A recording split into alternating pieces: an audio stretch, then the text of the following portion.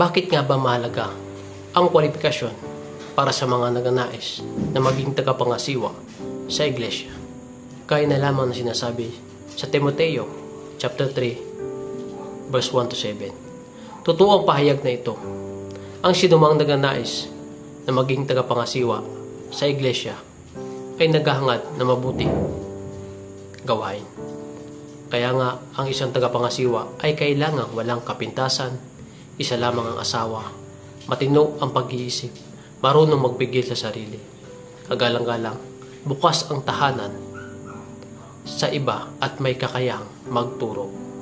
Dapat hindi siya lasenggo, hindi marahas, kundi mahinahon, hindi mahilig makipag-away at hindi maibigin sa salapi.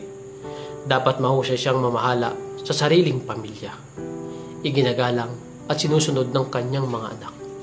Sapagkat paano siyang makakapangasiwa ng maayos sa iglesia ng Diyos kung hindi niya mapamahalaan ang sarili niyang pamilya? Hindi siya dapat isang baguhang mananampalataya. Baka siya'y maging palalo at mahatulan na gaya ng dyablo. Bukod dito, kailangan mabuti ang pagkakilala sa kanya ng mga hindi sumasampalataya upang hindi siya mapintasan at hindi mahulog sa bitag ng dyablo. Gaya na banggit sa mga nagnanais na maging tagapangasiwa sa iglesia, dapat wala silang ibang maging hangarin na gawin para sa iglesia kundi ang mabuting gawain lamang.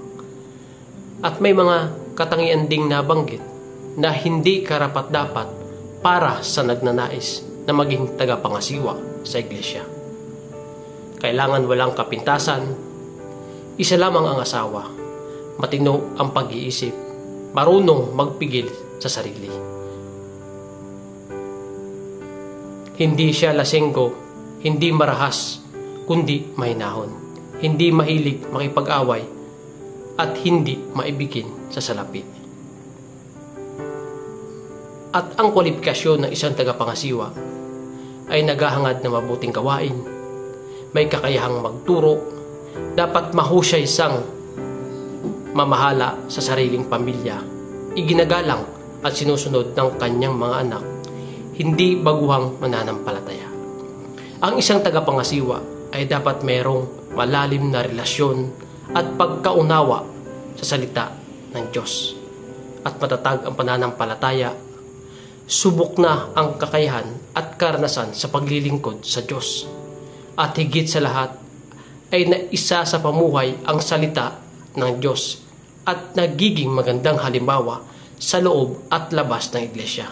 At mabuti ang pakikitungo sa kapwa mananampalataya at ganun din sa mga hindi mananampalataya.